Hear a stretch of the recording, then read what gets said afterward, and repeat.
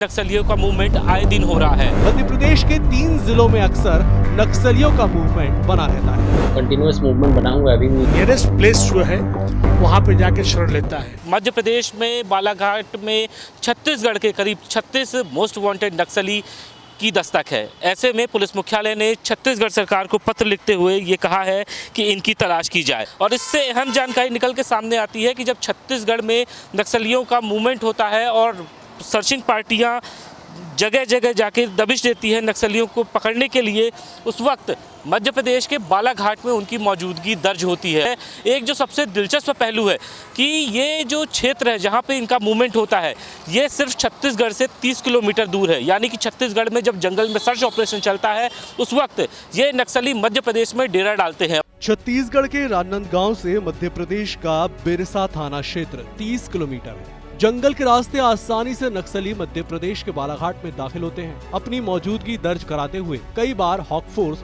और सीआरपीएफ से सामना भी हुआ है। आपसी मुठभेड़ में कई बार पुलिस जवान और नक्सली भी मारे जा चुके हैं।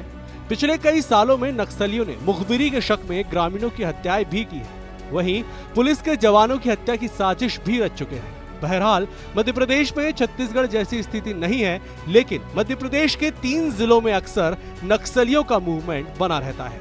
सबसे ज्यादा बालाघाट प्रभावित है। वहीं कान्हा नेशनल पार्क से सटे मंडला और डिंडौरी में भी मूवमेंट रहता है। राजनांदगांव से जुड़े हुए सबसे अधिक ऐसे ही नक्सलियों को मध्य प्रदेश पुलिस की ओर से छत्तीसगढ़ सरकार को जानकारी दी गई है और ये कहा गया है कि इन तमाम नक्सलियों की खोजबीन की जाए। छत्तीसगढ़ से मध्य प्रदेश में पैठ बना रहे नक्सलियों को लेकर छत्तीसगढ़ के पूर्व डीजीपी MS अंसारी कहते हैं कि जब छत्तीसगढ़ में सर्चिंग के दौरान फायरिंग या फिर जवानों का ऑपरेशन शुरू होता है, फिर MP के बॉर्डर के जिलों में नक्सली अंडरग्राउंड होते हैं। पुलिस का सर्च कई दिनों तक जंगलों में होता है। ऐसे में नक्सली MP में पनाह ले लेते हैं। नक्सलियों की ये एक बहुत ही खास टैक्टिक्स रही है कि जब भी किसी भी इलाके में किसी भी स्टेट में अगर दबाव बनता है तो जिस एरिया का जो भी नक्सलाइट होता है वो उसके नेबरिंग या नियरेस्ट प्लेस जो है वहाँ पे जाके शरण लेता है। चलिए अब आपको बताते हैं MP में कितने नक्सली ढेर हुए हैं। हॉक फोर्स ने साल 2023 में 3 बड़ी कार्रवाई की, जिसमें 2 महिला नक्सलियों समेत 4 हार्डकोर नक्सलियों को धाराशायी किया गया।